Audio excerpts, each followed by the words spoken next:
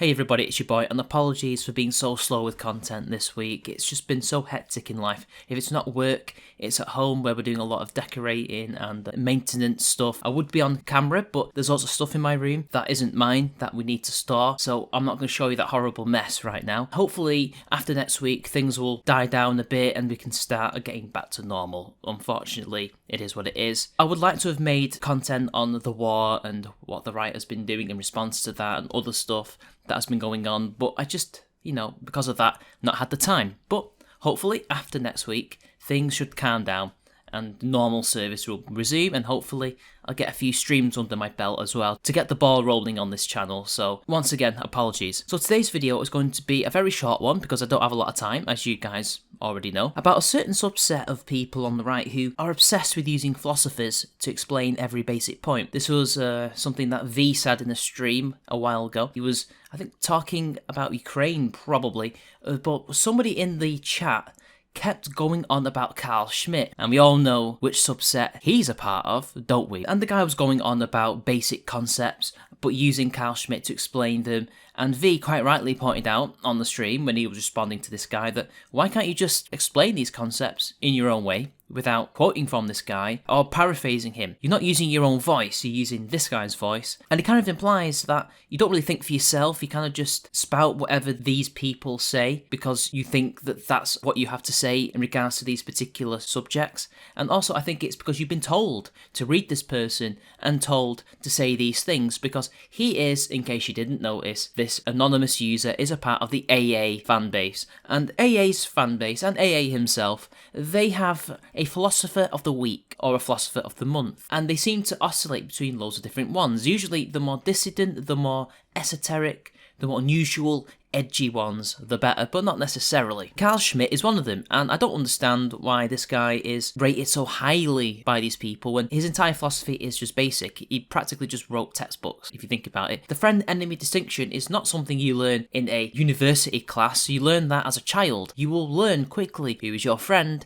and who is your enemy in the sandpit. You don't need a philosopher to tell you that. And I think it's important that we don't get too bogged down in the intellectualism and we try and actually use ideas that philosophers have come up with for practical purposes, as opposed to just huffing our own farts and say, look how smart we are, we're so much smarter than the left. Meanwhile, they're engaging in actual activism that is changing the world as we know it, and we're not really doing anything. We're just sat at home reading books, enlightening ourselves. Well, we think we're enlightening ourselves, but really, we're not. The world passes us by and things get worse, and we wonder why nothing is changing as we're reading these philosophers who claim to have all the answers, and yet we're not doing anything. Now, does that mean we abandon all intellectualism and abandon all philosophy and go pure, full-on, pragmatic, tactical, strategic on the enemy? No, of course not. That's not what we do. We need a philosophy. We need an underlying morality, something to achieve, and it's philosophers that usually come up with that. Philosophers have their place. But quoting these people verbatim, adopting their voice as yours, isn't going to get you anywhere. You end up talking in a jargon that is incomprehensible to the people you're trying to convince to join your side, and not only are you incomprehensible to them, you're incomprehensible to the people who you might want to ally with who aren't stupid because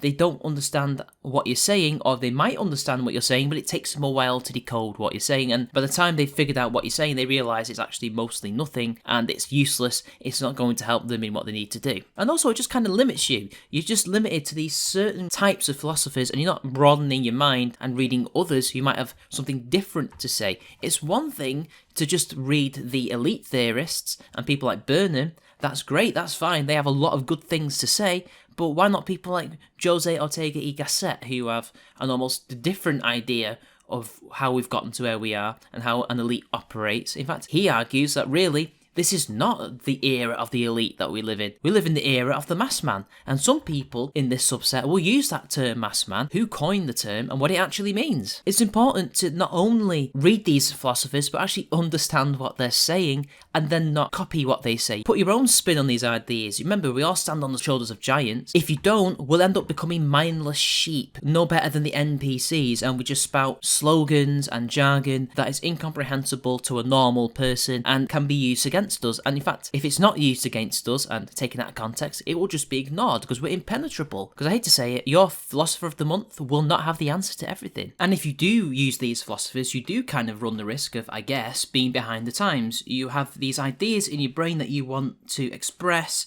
and think that have some relevance to the world of 2022 that really have no relevance to this world because they were created for a world way back in the day that is too different in its context, too different in its societal norms and standards to be of any use right now in the modern world. Obviously, there are some philosophers whose ideas are timeless and some things have not changed that much, but there are others who are, I hate to say it, dated, and sure, you can read them and enjoy them and gain a lot of wisdom, potentially, but if you want to change the world as it currently is, some of them may be found lacking, like a certain monocled Italian. But also ask yourself this question: why are the people who you watch, like AA, telling you to read these philosophers? Take, for example, Nietzsche. After he died, his works were used and abused by many different people, not just his sister, who was a proto-fascist / National Socialist, but also